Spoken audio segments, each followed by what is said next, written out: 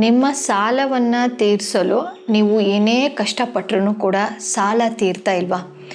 ಅಥವಾ ಏನೇ ತಂತ್ರಗಳನ್ನು ಮಾಡಿದ್ದೀವಿ, ಮಂತ್ರಗಳನ್ನು ಓದಿದ್ದೀವಿ, ಲಾ ಆಫ್ ಅಟ್ರಾಕ್ಷನ್ ಎಲ್ಲದನ್ನು ಕೂಡ ಪ್ರಯತ್ನ ಪಟ್ಟಿದ್ದೀವಿ, ಆದರೂ ಕೂಡ ಸಾಲ ಅಂತ ಅನ್ನೋದು ದಿನದಿಂದ ದಿನಕ್ಕೆ ಬೆಳೀತಾನೆ ಹೋಗ್ತಾ ಇದೆ. ಬಟ್ ಆದರೆ ನನಗೆ ಸಾಲದಿಂದ ಮುಕ್ತಿ ಹೊಂದ್ತಾ ಇಲ್ವಾ ಅಂತ ಅನಿಸ್ತಾ ಇದ್ದೇನೆ.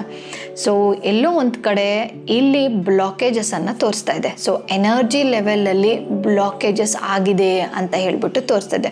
ಸೊ ನೀವು ಎಲ್ಲದನ್ನು ಕೆಲಸ ಮಾಡ್ತಾ ಇದ್ದೀರಾ, ಆ್ಯಕ್ಷನನ್ನು ತಗೊಳ್ತಾ ಇದ್ದೀರಾ, ಆದರೂ ಕೂಡ ಸಾಲ ಅಂತ ಅನ್ನುವಂಥದ್ದು ಸುಳಿಯಲ್ಲಿ ನೀವಿದ್ದೀರಾ ಅಂತ ಅಂದರೆ ಇಲ್ಲಿ ನಿಮ್ಮಲ್ಲಿ ಇನ್ನರ್ ಎನರ್ಜಿ ಅಂತ ಹೇಳ್ತೀವಿ, ಅಂದರೆ ಒಳಗಡೆ ಇರುವಂತಹ ಒಂದು ಶಕ್ತಿಯಲ್ಲಿ ಬ್ಲಾಕೇಜಸ್ಗಳು ಇರುತ್ತೆ ಅಂತ ಅನ್ನೋದು. ಸೊ ಆ ಬ್ಲಾಕೇಜಸನ್ನು ಹೇಗೆ ಈಸಿಯಾಗಿ ನಾವು ರಿಮೂವ್ ಮಾಡಿ ನಮ್ಮ ಸಾಲವನ್ನು ಹೇಗೆ ತೀರಿಸಬೇಕು ಅಂತ ಅನ್ನೋದು ಈ ವಿಡಿಯೋದಲ್ಲಿ ಇರುತ್ತೆ. ಸೊ ಕೊನೆ ತನಕ ನೋಡಿ. ನನ್ನ ಹೆಸರು ಡಾಕ್ಟರ್ ವರ್ಣಿಕಾ ಜಿಯನ್, ನಾನು ಮ್ಯಾನಿಫೆಸ್ಟೇಷನ್ ಕೋಚ್. ಈ ಒಂದು ಚಾನಲ್ನಲ್ಲಿ ನಿಮಗೆ ಲಾ ಆಫ್ ಅಟ್ರಾಕ್ಷನ್ ಬಗ್ಗೆ, ಮ್ಯಾನಿಫೆಸ್ಟೇಷನ್ ಬಗ್ಗೆ, ಹೋಪನೋಪನೋ ಹೀಲಿಂಗ್ ಬಗ್ಗೆ ವಿವರಣೆ ಇರುತ್ತೆ. ಸೊ ಯಾರೆಲ್ಲ ಚಾನಲ್ನ ಸಬ್ಸ್ಕ್ರೈಬ್ ಮಾಡದೆ ನೋಡ್ತಿದ್ದೀರೋ ಸಬ್ಸ್ಕ್ರೈಬ್ ಮಾಡ್ಕೊಂಡು ನೋಡಿ, ಸೊ ದಟ್ ನಾನು ಹಾಕುವಂತಹ ಎಲ್ಲ ವೀಡಿಯೋಸ್ಗಳು ನಿಮ್ಮ ಒಂದು ಹೋಮ್ ಪೇಜಲ್ಲಿ ಬರ್ತಾ ಹೋಗುತ್ತೆ. ರಿಟರ್ನಿಂಗ್ ಸಬ್ಸ್ಕ್ರೈಬರ್ಸ್ ಇದ್ದೀರಾ, ಸಪೋರ್ಟ್ ಮಾಡ್ತಾ ಇದ್ದೀರಾ, ಅವ್ರಿಗೆಲ್ಲರಿಗೂ ಕೂಡ ತುಂಬಾ ಧನ್ಯವಾದಗಳು. ಈಗ ಸಾಲ ಅಂತ ಅಂದ ತಕ್ಷಣವೇ ಅದು ಕೂಡ ಒಂದು ಎನರ್ಜಿ ಅಲ್ವಾ? ಸೊ ನಾವು ನಮ್ಮ ಬ್ರಹ್ಮಾಂಡದಲ್ಲಿ ಎಲ್ಲದನ್ನು ಕೂಡ ನಾವು ಎನರ್ಜಿ ಅಂತ ಹೇಳ್ತೀವಿ. ಸೊ ಇಲ್ಲಿ ನಾನು ಎನರ್ಜಿನೇ, ನೀವು ಎನರ್ಜಿನೇ. ಹಂಗಿದ್ದ ಮೇಲೆ ಹಣ ಅಂತ ಅನ್ನೋದು ಕೂಡ ಎನರ್ಜಿನೇ, ಅಂದರೆ ಮನಿ ಅಂತ ಅನ್ನೋದು ಕೂಡ ಎನರ್ಜಿನೇ. ಸಾಲ ಅಂತ ಅನ್ನೋ ವರ್ಡ್ ಕೂಡ ಇಲ್ಲಿ ಎನರ್ಜಿಯನ್ನು ಎಮಿಟ್ ಮಾಡ್ತಾ ಇರುತ್ತೆ. ಸೊ ಮೊದಲು ಸಾಲ ಅಂತ ಅನ್ನುವಂತಹ ಪದವನ್ನು ನೀವು ಪಾಸಿಟಿವ್ ಆಗಿ ಹೇಳಲಿಕ್ಕೆ ಸ್ಟಾರ್ಟ್ ಮಾಡಬೇಕು. ಸೊ ಧನಾತ್ಮಕವಾಗಿ ಹೇಳೋದು ಅಂದರೆ ಏನು, ಅದನ್ನು ಹೇಗೆ ಹೇಳೋದು ಅಂತ ಅಂದರೆ, ಸಾಲ ಏನಕ್ಕೆ ಇಸ್ಕೊಂಡಿರ್ತೀವಿ ಬೇರೆಯವ್ರ ಹತ್ರ, ನಮಗೆ ಕಷ್ಟದ ಟೈಮಲ್ಲಿ ನಮಗೆ ಹಣ ಬೇಕಾಗಿರುತ್ತೆ. ಸೊ ಹಾಗಾಗಿ ಹಣವನ್ನು ಇಸ್ಕೊಂಡಿರ್ತೀವಿ. ಸೊ ಹಣ ಇಸ್ಕೊಂಡಾಗಿದ್ದ ಮೇಲೆ ಅದನ್ನು ನಾವು ರಿಟರ್ನ್ ಮಾಡಬೇಕು ಅಲ್ವಾ? ಸೊ ಇದು ಒಂದು ಪ್ರೊಸೀಜರ್, ನಾವು ಅದನ್ನು ರಿಟರ್ನ್ ಮಾಡಬೇಕು. ಬಟ್ ನಮ್ಮ ಕೈಯಲ್ಲಿ ಅದು ಆಗ್ತಾ ಇರೋದಿಲ್ಲ. ಯಾಕೆ ಆಗ್ತಾ ಇರೋದಿಲ್ಲ ಅಂತಂದರೆ, ಬರುವಂತಹ ಒಂದು ಸ್ಯಾಲ್ರಿ ಅಲ್ಲಿಗೆ ಖರ್ಚಾಗ್ತಾ ಹೋಗುತ್ತೆ. ಆ್ಯಂಡ್ ನಾವೇನು ಸಾಲ ಮಾಡಿರ್ತೀವೋ ಸೊ ಅದು ಮುಂದೆ ಹೋಗ್ತಾ ಹೋಗುತ್ತೆ. ಅವಾಗ ಕೊಡ್ತೀನಿ ಇವಾಗ ಕೊಡ್ತೀನಿ ಅಂತ ಅನ್ನೋದು, ಬಡ್ಡಿ ಬೆಳೆಯೋದಂಥದ್ದು, ಅದಕ್ಕೆ ಚಕ್ರ ಬಡ್ಡಿ ಬೆಳೆಯುವಂಥದ್ದು. ಸೊ ಈ ರೀತಿ ಮಲ್ಟಿಪಲ್ ಆಗ್ತಾ ಹೋಗುತ್ತೆ. ಆ್ಯಂಡ್ ಆ ಸಾಲವನ್ನು ತೀರಿಸಲಿಕ್ಕೆ ನಾನು ಕೆಲವೊಬ್ಬರಲ್ಲಿ ನೋಡಿದ್ದೀನಿ, ಒಂದು ಸಾಲವನ್ನು ತೀರಿಸಲಿಕ್ಕೆ ಇನ್ನೊಂದು ಕಡೆ ಸಾಲ ಮಾಡಿಬಿಟ್ಟು ಅವ್ರಿಗೆ ಸಮಾಧಾನ ಮಾಡುವಂಥದ್ದು. ಸೊ ಈ ರೀತಿ ಒಂದ್ರ ಮೇಲೆ ಒಂದು ಸುಳಿಯಲ್ಲಿ ಸಿಕ್ಕಾಕೊಳ್ತಾ ಹೋಗ್ತಾರೆ ಅಲ್ವಾ? ಯೂಶ್ವಲ್ ಆಗಿ ಇದು ಮಾರ್ಪಾಡಾಗುತ್ತೆ ಆ್ಯಂಡ್ ಪ್ಯಾಟ್ರನ್ ಆಗಿ ಹೋಗ್ಬಿಡುತ್ತೆ. ಏನೇ ಸಾಮಾನು ನಾವು ತೊಗೊಳ್ತೀವಿ ಅಂತ ಅಂದ್ರೂ, ಅಥವಾ ನಮಗೆ ಏನೇ ಅವಶ್ಯಕತೆ ಇದು ಅಂತ ಅಂದ್ರೂ ಕೂಡ ಈಸಿಯಾಗಿ ಓಕೆ ಸಾಲ ತೊಗೊಂಡ್ಬಿಟ್ರೆ ನಮಗೆಲ್ಲ ಆಗ್ಬಿಡುತ್ತೆ ಅಂತ ಅನ್ನೋ ಒಂದು ಮೈಂಡ್ ಸೆಟ್ಟಿಗೆ ಬಂದ್ಬಿಡ್ತಾರೆ. ಸೊ ಇಲ್ಲಿ ಸಾಲ ತೊಗೊಳೋದ್ರಲ್ಲಿ ತಪ್ಪೇನೇ ಇಲ್ಲ.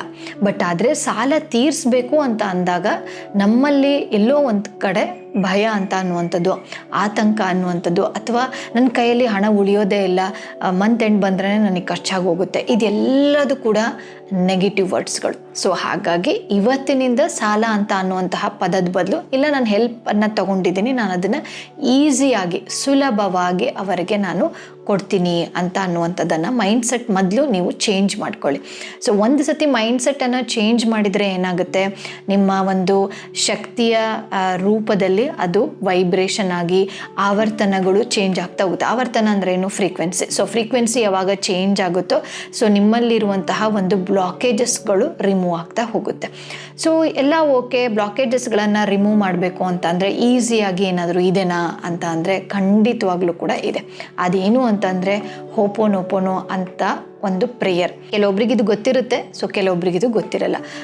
ಹೋಪೋನೋಪೋನೋ ಏನು ಮಾಡುತ್ತೆ ಅಂತಂದರೆ, ಫಸ್ಟ್ ಆಫ್ ಆಲ್ ನಿಮ್ಮನ್ನು ಕ್ಲಿಯರ್ ಮಾಡುತ್ತೆ. ಯಾವ ಥರ ಕ್ಲಿಯರ್ ಮಾಡುತ್ತೆ? ನಿಮ್ಮಲ್ಲಿರುವಂತಹ ಇಂಟರ್ನಲ್ ಎನರ್ಜಿ, ಅಂದರೆ ಒಳಗಡೆ ಇರುವಂತಹ ಶಕ್ತಿಯಲ್ಲಿ ಬ್ಲಾಕೇಜಸ್ ಏನಾದರೂ ಇರುತ್ತೆ. ಬ್ಲಾಕೇಜಸ್ ಅಂದರೆ ಏನು? ಅಡೆತಡೆಗಳು.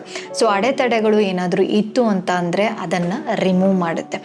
ಆ್ಯಂಡ್ ಇದು ಬರೀ ಕ್ಲಿಯರಿಂಗ್ ಅಷ್ಟೇ ಅಲ್ಲ, ಬಟ್ ಇದನ್ನು ಅಬಂಡೆಂಟ್ ಆಗಿ ನಮಗೆ ಒಂದು ದಾರಿಯಾಗಿ ತಗೊಂಡು ಹೋಗ್ತಾ ಹೋಗುತ್ತೆ. ಇದು ಮಾಡೋದ್ರಿಂದ ಎರಡು ಬೆನಿಫಿಟ್, ಒಂದು ಕ್ಲಿಯರು ಆಗುತ್ತೆ ಆ್ಯಂಡ್ ಅದು ನಿಮಗೆ ಏನು ಬೇಕು ಅಂತ ಅಂತಿರೋ ಅದು ಮ್ಯಾನಿಫೆಸ್ಟೇಷನ್ ಕೂಡ ಮಾಡಿ ಕೊಡುತ್ತೆ.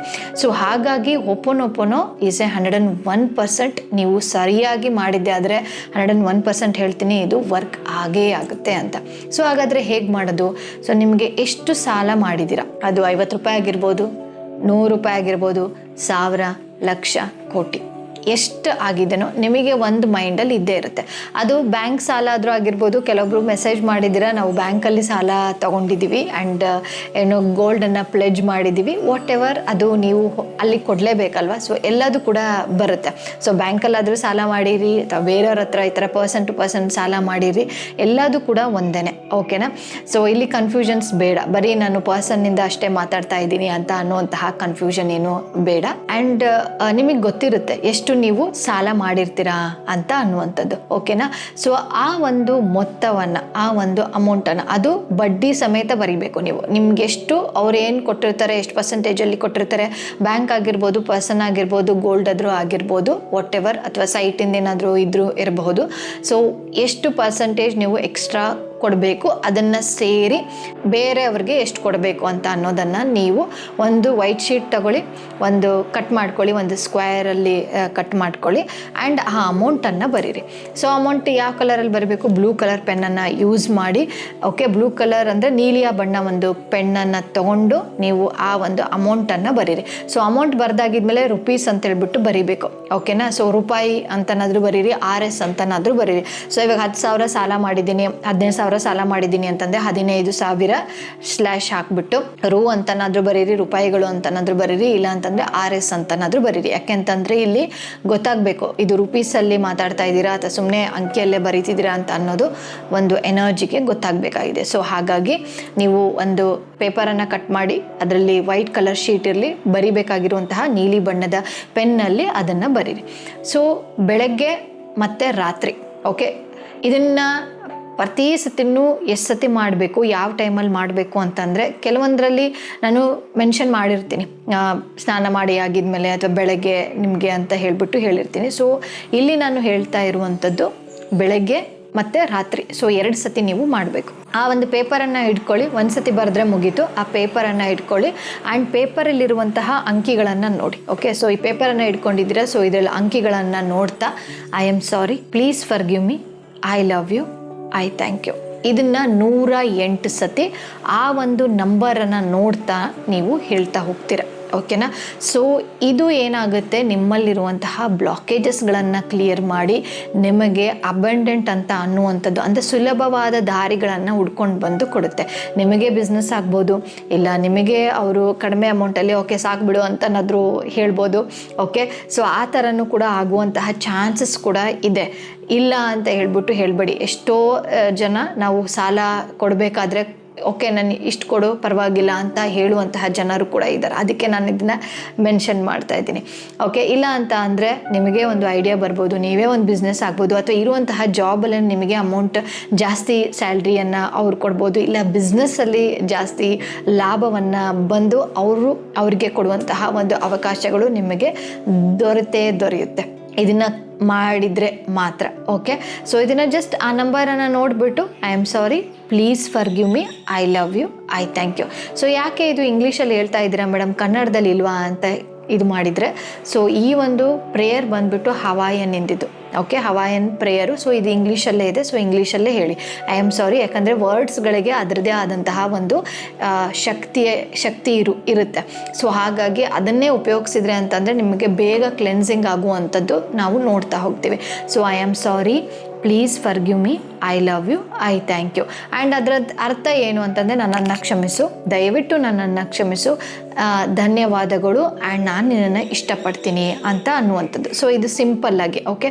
ಸೊ ಇಂಗ್ಲೀಷಲ್ಲಿ ಕಂಫರ್ಟಬಲ್ ಇದ್ದೀರಾ ಅಂದರೆ ಇಂಗ್ಲೀಷಲ್ಲಿ ಹೇಳಿ, ಕನ್ನಡದಲ್ಲಿ ಕಂಫರ್ಟಬಲ್ ಇದ್ದೀರಾ ಅಂತಂದರೆ ಕನ್ನಡದಲ್ಲಿ ಹೇಳಿ. ಬಟ್ ಹವಾಯನ್ ಪ್ರೇಯರ್ ಇರುವಂಥದ್ದು ಇಂಗ್ಲೀಷಲ್ಲಿ, ಓಕೆ.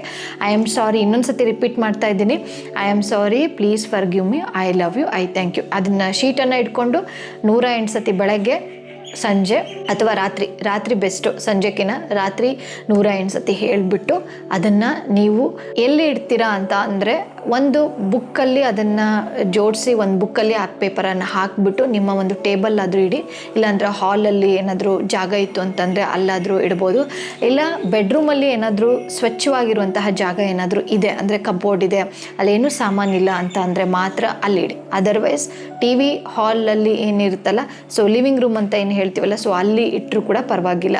ಇಲ್ಲ ನಿಮ್ಮದೇ ಆದಂತಹ ಒಂದು ಟೇಬಲ್ ಇದೆ ಅಂತ ಅಂದರೆ ಅಲ್ಲಿಟ್ಟರು ಅಂದ್ರೂ ಪರವಾಗಿಲ್ಲ. ಇಲ್ಲ ನಮಗೆ ಪೂಜಾ ರೂಮಲ್ಲಿ ಇಡ್ತೀವಿ ಅಂತಂದರೆ ಅಲ್ಲಿಟ್ಟರು ಕೂಡ ಪರವಾಗಿಲ್ಲ. ಓಕೆ, ಪೂಜಾ ರೂಮಲ್ಲಾದರೂ ಇಡ್ಬೋದು. ಬಟ್ ಆದರೆ ಹೇಳೋದು ಮಾತ್ರ ಮರಿಬೇಡಿ. 108 ಸತಿ ಇದನ್ನು ಹೇಳ್ತಾ ಹೋಗಿ. ಆ್ಯಂಡ್ ನಾನು ಹೇಳಿರ್ತೀನಿ 108 ಸತಿ ಮೇಲೆ ಹೇಳ್ಬೋದಾ? ಖಂಡಿತವಾಗ್ಲೂ ಕೂಡ 108 ಸತಿ ಹೇಳ್ಬೋದು. ಸೊ ವಿತಿನ್ 12 ಮಿನಿಟ್ಸ್ 13 ಮಿನಿಟ್ಸ್ ಅಷ್ಟೇ ಆಗುವಂಥದ್ದು ನಿಮಗೆ ಇದನ್ನು ಫುಲ್ಲಾಗಿ ಹೇಳೋದು ಅಂತ ಅಂದರೆ, ಓಕೆನಾ?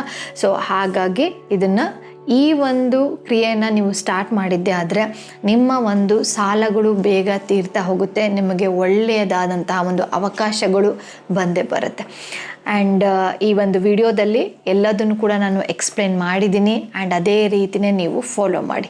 ಓಕೆ, ಆ್ಯಂಡ್ ಇನ್ನೂ ಏನಾದರೂ ಡೌಟ್ಸ್ ಇದೆ ಇದ್ರ ಬಗ್ಗೆ ಅಂತಂದರೆ ಕಮೆಂಟ್ ಬಾಕ್ಸಲ್ಲಿ ನೀವು ಕಮೆಂಟ್ ಮಾಡ್ಬೋದು. ನಾನು ಆನ್ಸರ್ ಖಂಡಿತವಾಗ್ಲೂ ಕೂಡ ಮಾಡ್ತೀನಿ. ಸೊ ಇದೇ ರೀತಿ ಡೇ ಟು ಡೇ ಲೈಫಲ್ಲಿ ನಿಮಗೆ ಪಾಸಿಟಿವ್ನೆಸ್ ಆಗಿ ಇರಬೇಕು, ಅಂದರೆ ಪಾಸಿಟಿವ್ ಆಗಿ ಡೇ ಟು ಡೇ ಲೈಫಲ್ಲಿ ಇರಬೇಕು ಅಂತ ಅನ್ನೋದಾದರೆ ಡೈಲಿ ಮಿರಾಕಲ್ ಪ್ರಾಕ್ಟೀಸ್ ಅನ್ನೋವಂತಹ ಒಂದು ವರ್ಕ್ಶಾಪ್ ಇದೆ 7 ಡೇಸಿಂದು. ಸೊ ಅದಕ್ಕೆ ಫ್ರೀ ಇರುತ್ತೆ. ಸೊ ನೀವು ಜಾಯಿನ್ ಆಗ್ಬೋದು. ಆ್ಯಂಡ್ ಮುಂದಿನ ವಿಡಿಯೋದಲ್ಲಿ ಸಿಗ್ತೇನೆ. Signing off, doctor Varnika G N.